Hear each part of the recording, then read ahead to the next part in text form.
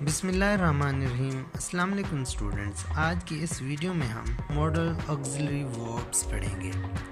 The verbs can, could, may, might, will, would, shall, should, must, ought are called modal verbs or modals۔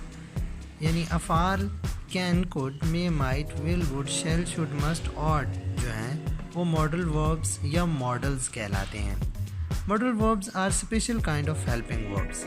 Model verbs خاص قسم کے امدادی افعال ہوتے ہیں۔ They always have the same form, ان کی ہمیشہ ایک ہی فارم ہوتی ہے۔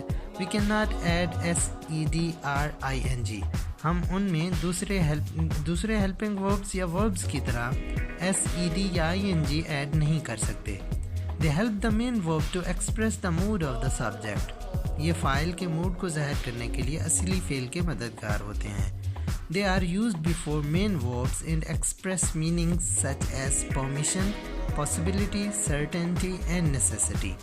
یہ اصلی فعل سے پہلے استعمال ہوتے ہیں اور اجازت، امکان، یقین اور ضرورت وغیرہ کے معنی ظاہر کرتے ہیں۔ سب سے پہلے ہم can کا استعمال کرنا سیکھتے ہیں۔ It usually expresses ability or capacity۔ can موجودہ زمانہ میں فاعل کے کام کرنے کی قابلیت یا طاقت کو ظاہر کرتا ہے۔ اردو میں اس کا مطلب سکتا ہے، سکتی ہے، سکتے ہیں یا سکتا ہوں وغیرہ ہوتا ہے۔ مثلاً زمانہ حال میں فاعل کے کام کرنے کی طاقت کے لحاظ سے اس فقرے کو دیکھیں۔ I can swim in the river for 2 hours۔ میں 2 گھنٹے تک دریا میں تیر سکتا ہوں۔ اس فقرے میں جو can ہے وہ فاعل کی کیپیسٹی یعنی طاقت کو ظاہر کر رہا ہے۔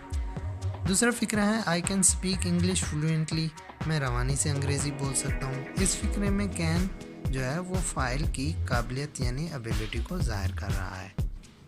can انفارمل پرمیشن یعنی غیر رسمی اجازت کے لحاظ سے بھی استعمال ہوتا ہے، یعنی جب ہم اپنے کسی گہرے دوست سے جب کسی چیز کی اجازت طلب کرتے ہیں تو can استعمال کرتے ہیں۔ مثلاً can I borrow your pen for a minute، یعنی کیا میں تمہارا قلم 1 منٹ کے لیے لے سکتا ہوں۔ اب ہم could کا استعمال کرنا سیکھتے ہیں۔ گزشتہ زمانے میں فاعل کے کام کرنے کی طاقت یا اہلیت کو ظاہر کرنے کے لیے could کا استعمال کرتے ہیں۔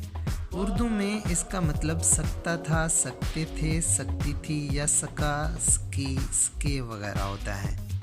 مثلاً علی could swim in the river، علی دریا میں تیر سکتا تھا۔ اس فقرے کے اندر ماضی میں فاعل کے کام کرنے کی جو کیپیسٹی ہے اس کو ظاہر کیا گیا ہے۔ دوسرا فقرہ ہے علی could speak English، Ali English بول سکتا تھا۔ یہ بھی ویسے ہی ہے، یعنی ماضی میں جو سبجیکٹ ہے اس کی ایبیلٹی کو ظاہر کیا گیا ہے۔ جب ہم زیادہ پولائٹ یا شائستہ انداز میں اجازت طلب کرتے ہیں تب بھی could کا استعمال کرتے ہیں۔ مثلاً فقرہ ہے could I open the window، کیا میں کھڑکی کھول سکتا ہوں۔ اب ہم may کا استعمال کرنا سیکھتے ہیں۔ may اجازت مانگنے کے لیے، امکان کے لیے، دعا، بدعا اور خواہش کے لیے استعمال ہوتا ہے۔ مثلاً اس فقرے کو دیکھیں، may I come in، یعنی کیا میں اندر آ سکتا ہوں۔ یہ اس فقرے میں جو may ہے وہ پرمیشن کے لیے استعمال ہوا ہے۔ دوسرا فقرہ ہے it may rain today، شاید آج بارش ہو جائے۔ اس فقرے میں may امکان کے لیے استعمال ہوا ہے۔ تیسرا فقرہ ہے may you live long، خدا آپ کی عمر دراز کرے، اس میں دعا کے لیے استعمال ہوا ہے۔ چوتھا فقرہ ہے may you go to hell، خدا کرے کہ تم واصل جہنم ہو، اس میں جو may ہے وہ بد دعا کے لیے استعمال ہوا ہے۔ may so that کے ساتھ بھی استعمال ہو سکتا ہے۔ مثلاً he runs fast so that he may catch the train، وہ تیز دوڑتا ہے تاکہ گاڑی پکڑ سکے۔ اب ہم might کا استعمال پڑھتے ہیں۔ might جو ہے may کی دوسری حالت یعنی past form ہے۔ یہ بھی may کی طرح اجازت، امکان، دعا، بد دعا کے لیے استعمال ہوتا ہے۔ جملے کے پہلے حصے میں past tense ہو تو دوسرے حصے میں might استعمال ہوتا ہے۔ مثلاً He prayed for me that I might live long، اس نے میرے درازی عمر کی دعا کی۔ دوسرا فقرہ ہے He said that it might rain that day، اس نے کہا شاید آج بارش ہو جائے۔ اب ہم will shall کا استعمال پڑھتے ہیں۔ دوستوں ہم پڑھ چکے ہیں کہ فرسٹ پرسنز یعنی آئی وی کے ساتھ شیل جبکہ باقی تمام پرسنز کے ساتھ ول استعمال ہوتا ہے، لیکن آج کل آئی وی کے ساتھ ول لگانا زیادہ عام ہو گیا ہے، یعنی آج کے دور کی انگریزی میں تمام پرسنز کے ساتھ ول استعمال ہوتا ہے۔ پہلے ہم شیل کا استعمال کرنا سیکھتے ہیں۔ دوستو شیل بعض اوقات سیکنڈ اور تھرڈ پرسنز کے ساتھ جب استعمال ہوتا ہے تو کمانڈ، پرومس یا تھریٹ کو ظاہر کرتا ہے۔ مثلا پہلے فقرے میں دیکھیں He shall not enter my office again، وہ میرے دفتر میں دوبارہ داخل نہیں ہوگا۔ اس فقرے میں شیل حکم کے لیے یعنی کمانڈ کے لیے استعمال ہوا ہے۔ دوسرا فقرہ ہے You shall have a treat tomorrow، کل تمہارے لیے دعوت ہوگی، اس میں شیل وعدے کے لیے استعمال ہوا ہے۔ تیسرا فقرہ ہے You shall be beaten for this، اس پر تمہاری پٹائی ہوگی، اس فقرے میں شیل دھمکی کے لیے استعمال ہوا ہے۔ لیکن اس طرح کے استعمالات بھی اولڈ فیشن ہو گئے ہیں اور آج کل ان کے استعمال سے گریز کیا جاتا ہے۔ جب شیل کا استعمال کر کے ہم سوال کرتے ہیں تو جس کو مخاطب کر کے سوال پوچھتے ہیں تو اس کی مرضی جان رہے ہوتے ہیں۔ مثلا فقرہ ہے Shall I close the door، کیا میں دروازہ بند کروں گا، یعنی کیا آپ چاہتے ہیں کہ میں دروازہ بند کروں گا۔ دوسرا فقرہ ہے Which bag shall I buy، میں کون سا بیگ خریدوں گا، یعنی اس میں جو شیل ہے وہ یہ ظاہر کر رہا ہے کہ آپ کی کیا نصیحت ہے کہ میں کون سا بیگ خریدوں۔ تیسرا فقرہ ہے Where shall we go، ہم کہاں جائیں گے، یعنی یہاں پہ آپ کی کیا تجویز ہے کہ ہم کہاں جائیں گے، جو شیل ہے وہ چیز ظاہر کر رہا ہے۔ اب ہم ول کی طرف آتے ہیں۔ ول جو ہے ولیشن یعنی مرضی سے کوئی کام کے چننے کو یا مرضی سے کوئی وعدہ کرنے کو یا مرضی سے کوئی ارادہ کرنے کو ظاہر کرنے کے لیے استعمال ہوتا ہے۔ مثلا I will carry your luggage، میں تمہارا سامان اٹھاؤں گا، اس میں جو ول ہے willingness کو شو کر رہا ہے، ظاہر کر رہا ہے۔ دوسرا فقرہ ہے I will try to do better next year، میں اگلے سال بہتر کرنے کی کوشش کروں گا، اس میں پرومس کو ظاہر کر رہا ہے۔ تیسرا فقرہ ہے I will succeed or die in the effort، اس میں جو determined ہے پختہ عزم کو ول جو ہے وہ شو کر رہا ہے۔ ول کریکٹرسٹک ہیبٹ کے لیے بھی استعمال ہوتا ہے۔ مثلا she will sit for hours listening to the songs، یعنی یہ اس کی یہ ہمیشہ خصوصی عادت ہے کہ وہ گھنٹوں موسیقی سنتی رہتی ہے۔ ول جو ہے وہ assumption یا probability کے طور پر بھی استعمال ہوتا ہے۔ مثلا This will be the diary you want I suppose، مجھے لگتا ہے کہ یہ وہ ڈائری ہے جو آپ چاہتے ہیں، اس فقرے میں یہ assumption کو شو کر رہا ہے ول۔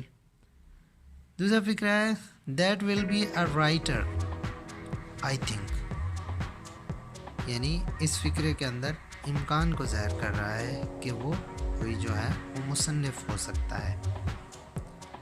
ول انویٹیشن اور ریکویسٹ کے لیے بھی استعمال ہوتا ہے۔ مثلا پہلا فقرہ ہے Will you have lunch، کیا آپ دن کا کھانا یا دوپہر کا کھانا کھائیں گے، یہ انویٹیشن کو شو کر رہا ہے۔ دوسرا ہے Will you lend me your book، یہ ریکویسٹ کے معنی میں استعمال ہو رہا ہے، التجا کی گئی ہے کہ آپ مجھے اپنی کتاب جو ہے وہ دیں گے۔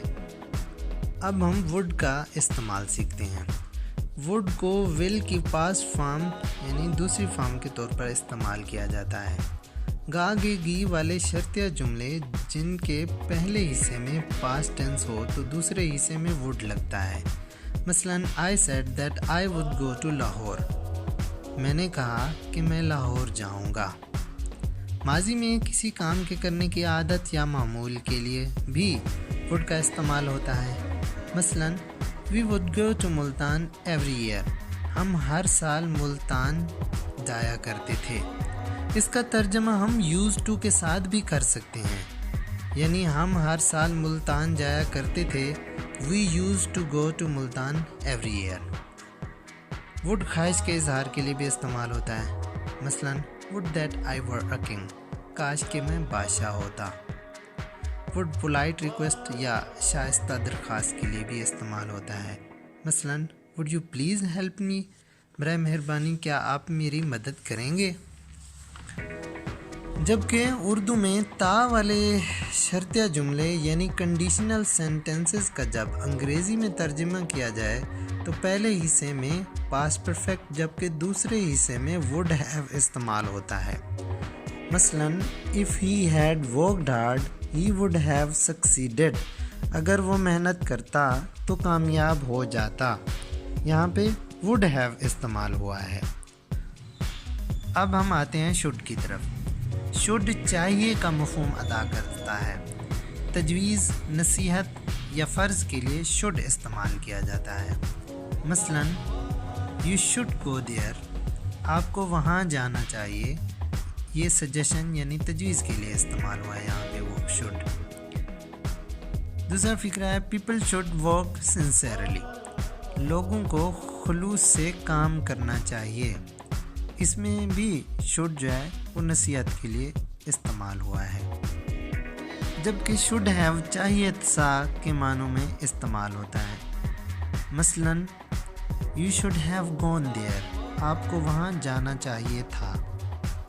اب must کا استعمال پڑھتے ہیں. must کا مطلب ضرور چاہیے ہوتا ہے اور یہ ضروری کام کے لیے استعمال ہوتا ہے. مثلاً you must go there، آپ کو وہاں ضرور جانا چاہیے. جبکہ must have جو ہوتا ہے اس کا مطلب ضرور چاہیے تھا ہوتا ہے اور یہ جو کام ضروری تھا مگر نہ ہوا اس کے لیے استعمال ہوتا ہے. مثلاً you must have learned this poem by heart، آپ کو یہ نظم ضرور زبانی یاد کرنا چاہیے تھی. اب part 2 کی طرف آتے ہیں. part 2 کا مطلب بھی چاہیے ہوتا ہے مگر یہ خاص طور پر اخلاقی فرض کے لیے استعمال ہوتا ہے. مثلاً فکرہ ہے you ought to obey your elders، آپ کو اپنے بڑوں کی فرمانبرداری کرنی چاہیے. جبکہ ought to have جو ہے وہ اخلاقی فرض جو پورا نہ ہوا ہو کے لیے چاہیے تھا کا ترجمہ کرتا ہے. مثلاً you ought to have obeyed your elders، آپ کو اپنے بڑوں کی فرمانبرداری کرنی چاہیے تھی. دوستو امید ہے کہ آپ کو ماڈلز اچھی طرح سمجھ آئے ہوں گے. زیادہ سے زیادہ پریکٹس سے ہی ان کو یاد رکھا جا سکتا ہے. اس کے ساتھ ہی آج کا لیکچر ختم ہوا. اجازت دیجیے. اللہ حافظ.